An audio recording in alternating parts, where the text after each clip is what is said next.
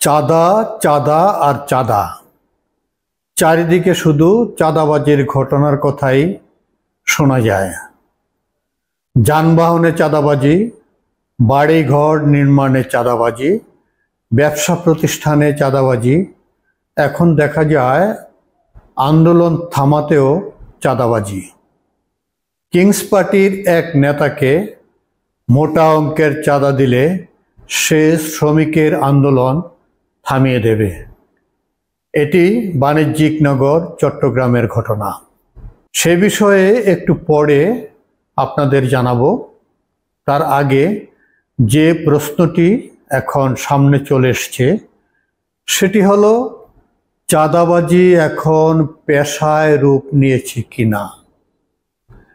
এখন যেটি বলতে চাই সেটি হলো, কিংস পার্টির চাঁদাবাজি এখন বাংলাদেশের সংস্কৃতিতে পরিণত হয়েছে। আর সংস্কৃতিতে পরিণত হওয়াটাই তো পেশায় পরিণত হওয়া, তাই নয় কি? এটি সত্যি কথা যে অন্তর্বর্তী সরকার কিংস পার্টির চাঁদা তোলা বা চাঁদা আদায় করাকে এক প্রকার পেশা হিসেবে স্বীকৃতি দিয়ে যাচ্ছে। আপনি, আমি, আমরা সকলেই জানি এনসিপি অর্থাৎ জাতীয় নাগরিক পার্টি কার পৃষ্ঠপোষকতায় সৃষ্টি হয়েছে, এখনো কার পৃষ্ঠপোষকতায় এনসিপির নেতারা চাঁদাবাজি করে যাচ্ছে। চাঁদাবাজি, দখলদারি, নির্যাতন, নিপীড়ন, অত্যাচার ও দুর্নীতির কারণে শেখ হাসিনা সরকারকে বিদায় করেছে এদেশের মানুষ। তখন আওয়ামী লীগ ছাড়া এদেশের সকল জনগণ হাসিনা সরকারের বিরুদ্ধে ফুঁসে উঠেছিল। তারা কেন ফুঁসে উঠেছিল তা কি ইউনূস সরকার জানেন না? তা তো না জানার কোনো কারণ থাকতে পারে না। সব জেনে বুঝেই তো ডক্টর ইউনূস সরকারের দায়িত্ব নিয়েছিলেন। তবে কেন তিনি সতর্ক হলেন না, সতর্ক হচ্ছেন না? কেন এনসিপি, বিএনপি, জামায়াতকে চাঁদাবাজি করার সুযোগ দিচ্ছে? তাদেরকে কেন দমাতে পারছে না ডক্টর ইউনূস? তার হাতে, মানে ডক্টর ইউনূসের হাতে ক্ষমতা থাকার পরও কেন সেই ক্ষমতা প্রয়োগ করছে না? তাহলে তো ধরে নিতেই হয় চাঁদাবাজ, দখলবাজদের অন্তর্বর্তী সরকারের প্রধান উপদেষ্টা ডক্টর ইউনূস নিজেই উৎসাহিত করছে। প্রায় প্রতিদিনই দেশের বিভিন্ন প্রান্ত থেকে মব সৃষ্টি, চাঁদাবাজি, দখলবাজি, নারী নির্যাতন সহ বিভিন্ন রকম অপকর্মের খবর আসছে। সে সকল অপরাধীদের নামও প্রকাশ পাচ্ছে। যারা অপরাধ করছে, অপরাধের সাথে জড়িত, তারা তো দূরের কেউ না। আমরা দেখতে পাচ্ছি সরকারের খুব খুব কাছের লোকেরাই করছে সেসব অপরাধ। জাতীয় নাগরিক পার্টি, এনসিপি, বিএনপি ও জামায়াতের নামও বাদ পড়ছে না। কিং পার্টি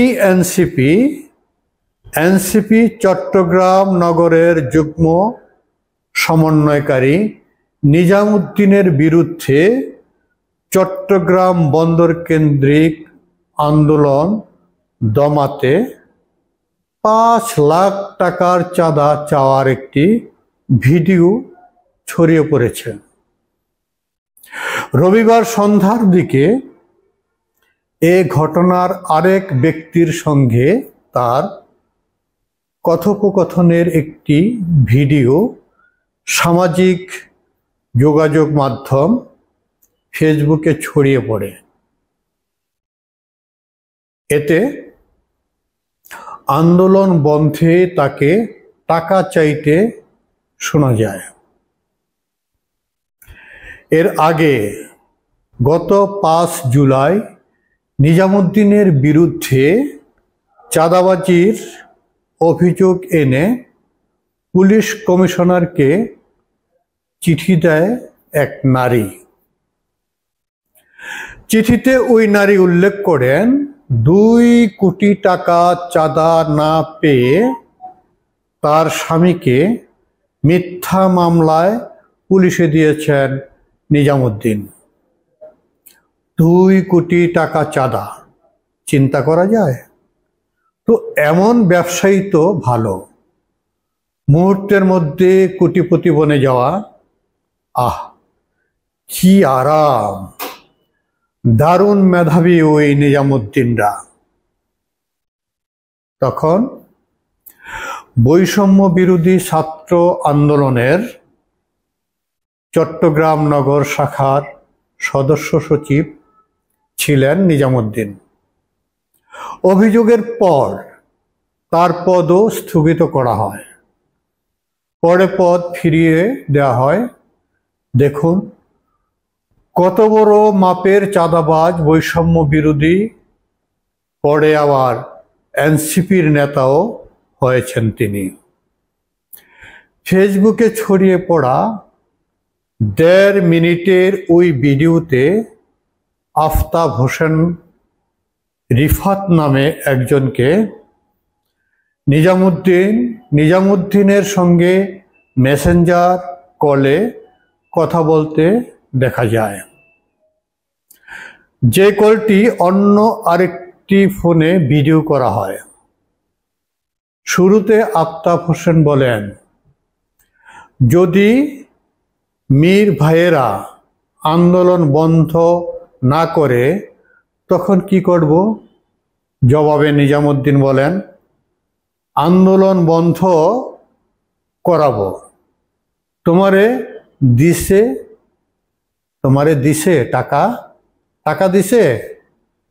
এপাশ থেকে হ্যাঁ জবাব দেন আফতাব। কত লাখ টাকা দেওয়া হয়েছে এমন প্রশ্নে আফতাব বলেন 5, মানে 5 লাখ টাকা দিয়েছে। এরপর নিজামুদ্দিনকে বলতে শোনা যায়, আরো বেশি নিতা, প্রেসার দিয়ে আরো বেশি নেওয়ার জন্য তাকে সে বলতেছে, তোমরা দেখো ওর থেকে আরো 5 লাখ নিতে পারো কিনা। নিতে পারলে ওদেরকে আমি এনে, রোহান মীরদেরকে এনে কিছু দিয়ে দিলাম। এই আফতাব হোসেনও বৈষম্য বিরোধী ছাত্র আন্দোলনের চট্টগ্রাম বন্দর কেন্দ্রিক সমন্বয়ক।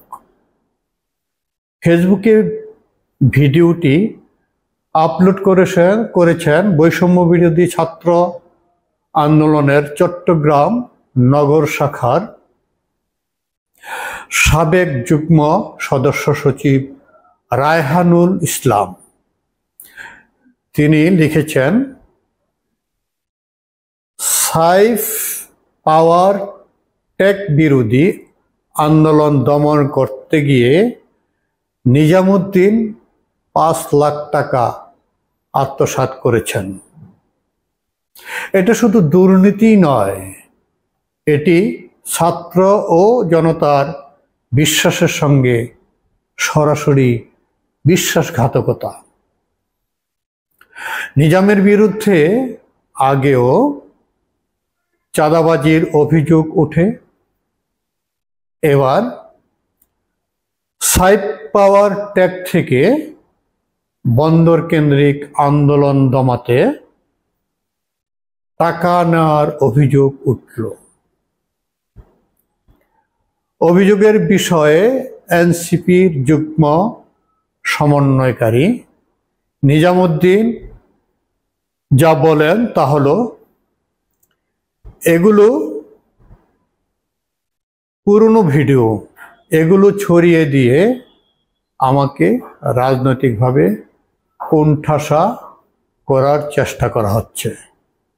আরে ভাই, পুরনো ভিডিও হইলেও তো তুমি যে চাঁদাবাজি আগে করেছো সেই বিষয়টাই তো এখানে আছে, চাঁদাবাজির বাইরে তো কিছু না। এগুলো প্ল্যান পরিকল্পিত ভিডিও। তুমি প্ল্যান করা পরিকল্পিত হলেও তো তুমি তো চাঁদাবাজি করছো, এটা তো তোমার পুরনো ভিডিও, এটা তো স্বীকারই করছো। এনসিবির চট্টগ্রাম নগরের প্রধান সমন্বয়কারী মীর আরশাদুল হক বলেছেন, এর আগে অভিযোগ ওঠার পর এনসিবির কমিটি করার সময় বৈষম্য বিরোধী ছাত্র আন্দোলনের কাছে তার বিষয়ে জানতে চাওয়া হয়েছিল। যাদের কাছে জানতে চাওয়া হয়েছিল তারা ইতিবাচক জবাব দিয়েছে, এবং এই ইতিবাচক জবাব দেওয়াতে এখন যেহেতু অভিযোগ উঠেছে, আমরা মীর নিয়ম অনুযায়ী তার কাছে ব্যাখ্যা চাইব। আগে তার বিরুদ্ধে কেউ অভিযোগ করেন, এই জন্য তাকে আবার পুনরায় সদস্য করা হয়েছে। এখন তারা ব্যাখ্যা চাইব। আমরা বলবো, ব্যাখ্যা চান ভালো কথা, তার চাঁদাবাজির বিষয়টা কি হালাল করে নেবেন না হারাম করে দৃষ্টান্ত স্থাপন করবেন? যদি হালাল করে নেন তাহলে আমাদের কোনো কথা নাই, আর দৃষ্টান্ত স্থাপন করতে পারলে আপনাদের আমরা সাধুবাদ জানাবো। দর্শক ভালো থাকবেন, ভিডিওটি ভালো লাগলে সাবস্ক্রাইব করবেন। আজ এ পর্যন্তই।